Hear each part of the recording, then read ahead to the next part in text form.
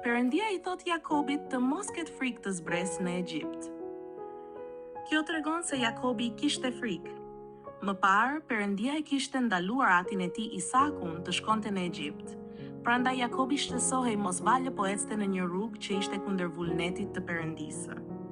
Kjo pamje e Jakobit, I cili kishte frikë të vepronte kundër vullnetit të Perëndisë, bëhet një shembull për ne. Frika që buron nga ruajtja ndaj Perëndisë e bën njeriu të kujdesshëm dhe e shtyn të kërkojë vullnetin e Perëndisë më shumë se vullnetin e vet. Kjo frikë e shenjtë na ruan nga mëkati dhe na bën të ecim në rrugën e Perëndisë. Më parë, Perëndia nuk e kishte lejuar Isakun të shkonte në Egjipt, por Jakobit ja lejon. Kjo nuk do të thotë se Perëndia është I paqëndrueshëm ose ndryshon sipas dëshirës.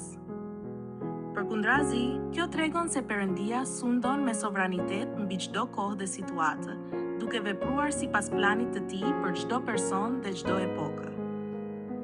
Ndryshe nga koha e Isakut, në kohën e Jakobit, zbritja në Egjipt ishte vullneti I Perëndisë, sepse Perëndia kishte planifikuar që atje t'i bënte pasardhësit e Jakobit një komb të madh.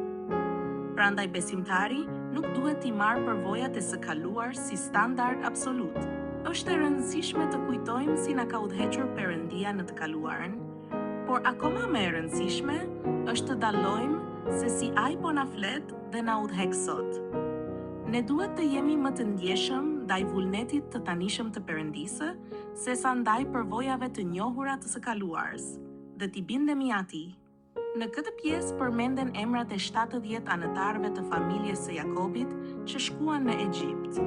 Përmes këtij grupi të vogël njerëzish, Perëndia do të formonte kombin e madh të Izraelit. Kjo ishte një vepër e realizuar jo nga aftësia njerëzore, por nga fuqia e plotfuqishme e Perëndisë. Prandaj mund të themi se plotfuqishmëria e Perëndisë nuk kufizohet nga rrethanat apo kushtet. Nëse mbështetemi vetëm në forcën dhe aftësinë tonë, nuk mund të jetojmë me shpresë. Por ai që vendos shpresën te Perëndia I plotfuqishëm nuk do të dëshpërohet kurrë. Ashtu si 70 anëtarët e familjes së Jakobit u bën një komb I madh, edhe jeta jonë, kur është në duart e Perëndisë, do të jap fryt e hiri që nuk mund t'i imagjinojmë. Prandaj njeriu I besimit duhet të jetojë duke parë Perëndinë më shumë se realitetin e dukshëm.